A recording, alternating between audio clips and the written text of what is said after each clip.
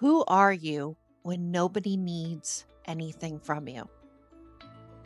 When you're not the mom, the boss, the coach, the fixer, the capable one, when the room goes quiet and there's no role to step into, who are you then? If that question makes you uncomfortable, please stay with me because that discomfort is exactly what this episode is about. Welcome back to Unapologetically in Power. I'm Jennifer Damascus. We've talked about the chameleon who adapts until she disappears. We've talked about why affirmations don't work and how sovereign statements build belief from the inside out. We've talked about the invisible one who creates beautifully and hides everything. Today, we're going to the one underneath all of them. It's the woman underneath the title. And I want to anchor this in Maxwell's law of identity. Maxwell teaches that to lead others well, you must first know yourself. Not your role, not your title, not your function in someone else's life, yourself. Because here's what I've watched happen to high-performing women over and over again. They become so good at the role that they forget there's a woman underneath it. And one day, in a quiet moment or a transition or a season where the role gets stripped away, they look in the mirror and don't know who's looking back at them. That's not a midlife crisis. That's a woman who gave everything to the title and forgot to keep anything for herself. So I'd like to name the wound under this mask, and I call it the identity fusion wound, because it's the part of you that learned my value is in what I provide. If I'm not useful, I'm not worthy of space. If I'm not needed, I'm not important. And if I stop performing the role, I stop existing in any meaningful way. And in everyday terms, it sounds something like, I don't know what I'd do with myself if I wasn't working. I feel guilty when I'm not being productive. I really don't have hobbies. I just work. I'm fine. I just need to keep moving. You know, rest makes me anxious. I don't know who I am outside of being a mom. I'm not sure what I actually like anymore. I feel most comfortable when someone needs me. And here's what's important about every one of those statements. They don't feel like a wound. They feel like dedication. They feel like strength. They feel like the responsible thing. Because the woman who fused with her title was rewarded for it. She was called reliable, dependable, strong. She was the one people came to, and she was the one who held it together. And every time she was praised for the role, the woman underneath it got a little quieter. So I want to tell you about a specific moment. A few years ago, everything shifted at once. My mom passed. My dad needed me in a new way. My husband and I were building businesses while still working corporate, running hard in every direction with barely enough time to breathe, let alone find each other. Our daughter got married, and the person who had always been my anchor, my mom, was gone. And instead of grieving, I did what high-functioning women do. I kept moving. I became the best wife I could be, the best daughter I could be, the best mom I could be, the best employee, the best founder. I filled every role as completely as I could. Because if I stopped, if I got quiet, I'd have to feel it. And I wasn't ready to feel it. Then one day I was sitting in my office, working through the to-do list that was never going to end, and the automatic lights shut off. And I was just sitting there in the dark with a million things I was supposed to be doing. And I remember thinking, what am I doing with my life? Not the tasks, not the businesses, my life. And I didn't have an answer, because somewhere in the grief and the building and the becoming everything for everyone, I had stopped being anything for myself. Not Jennifer the coach, not Jennifer the mom, not Jennifer the wife, not Jennifer the founder, just Jennifer. And I had no idea who she was anymore. That moment in the dark wasn't a breakdown. It was an invitation.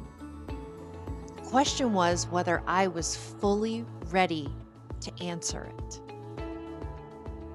And if you want that full story, it's in the book I co-authored.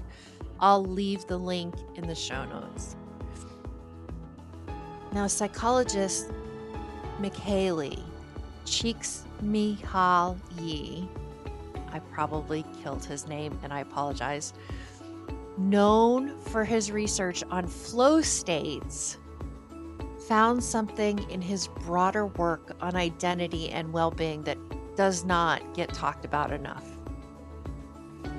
He found that people who derive their entire sense of self from external roles and productivity markers are significantly more vulnerable to identity collapse during life transitions.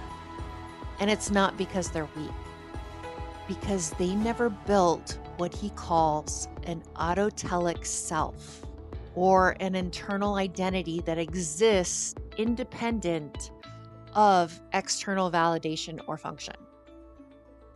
The autotelic self knows what it values outside of what it produces. It knows what brings it joy outside of what it accomplishes. It has an interior life that doesn't require an audience or a task list to justify its existence. And most high-performing women were never taught to build that. They were taught to perform, to produce, to be useful. And usefulness became the whole identity, which works beautifully until it doesn't. Until the kids leave, until the business changes, until the relationship shifts, until the body says enough. And then the woman who fused with the title has nothing to stand on because she never built the floor underneath the function. So back to the law of identity. To lead others well, you must first know yourself. So here's my translation for the woman underneath the title. Your title is what you do. Your sovereignty is who you are. One can be taken from you, the other cannot. The mom whose kids grow up and leave, she still exists. The executive who loses the job, she still exists. The coach whose business pivots, she still exists, but only if she built a self underneath the role. Only if she stayed curious about who she was when the room went quiet. Only if she kept some part of herself that belonged to no one. And that is not selfishness. That is the foundation of sustainable leadership. Because you cannot pour from a self you never developed. You can pour from a role for a long time, but eventually the role empties. And if there's nothing underneath it, you empty with it. So I want to talk about here's how it looks like in your real life. Your schedule is completely full and you feel most comfortable that way. You don't know what you do with the free afternoon. The thought is more anxious than relaxing. Your entire social identity is tied to your professional role or your family role. When someone asks you what you do for fun, you have to think for longer than feels normal. You feel vaguely guilty during rest, like you're stealing time from something more important. You stay in roles that have outgrown you because you don't know who you'd be without them. You define yourself almost entirely through your relationship to others, mother of, wife of, founder of, rather than as a standalone self. When something threatens the role, a difficult client, a child pushing back, a business challenge, it doesn't just feel like a problem to solve. It feels like a threat to you. And the cost is cumulative. Because a woman who doesn't know herself cannot build sovereign statements from her actual self. She builds them from her role. And role-based identity is always fragile because roles change, where the sovereign self doesn't have to. So I want to give you the woman underneath audit. And the first thing you need to do for this is you need to name the titles you've been living from. List every role that has become a core part of your identity. Mom, executive, coach, wife, provider, fixer, strong one, reliable. Write them all down. Now ask, if every one of these was temporarily removed, who would still be there?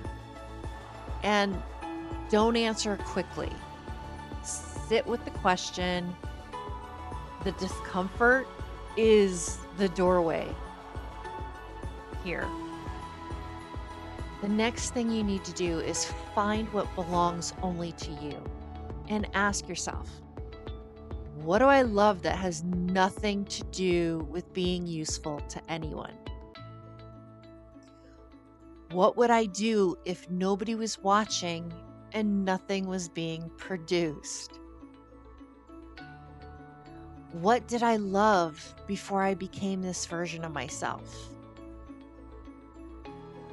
If the answers come slowly, that's information, not failure.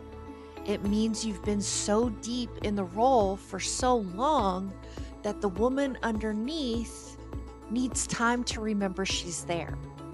You need to give her time. Then the last step of this audit is scheduling one act of sovereign existence this week. Not a task, not a productive thing, something that exists purely because you exist. A walk without a podcast playing, a morning with no agenda, a creative act with no output goal. An hour that belongs entirely to the woman underneath the title. Not to earn anything, not to produce anything, just to remind her she's still there and that she matters outside of what she does. You have spent a long time being exceptional at your roles, and I don't want to take that from you because your dedication is real. Your love is real. Your service is real. But so is she. The woman underneath all of it, the one who exists before the titles, the one who will exist after them, the one who has been quietly waiting for you to ask how she's doing. She's not asking you to abandon your roles. She's asking you to remember that you are not them. You are the woman who chose them, and you get to keep choosing from a self, not just a function. This week, find her, even for an hour, because she's been there the whole time. And the next episode, we're going to begin something brand new. We're building the sovereign practice. It's a daily framework that integrates everything we've talked about the past few episodes into something you can actually use every single day. Starting with why most daily practices fail and what to do instead.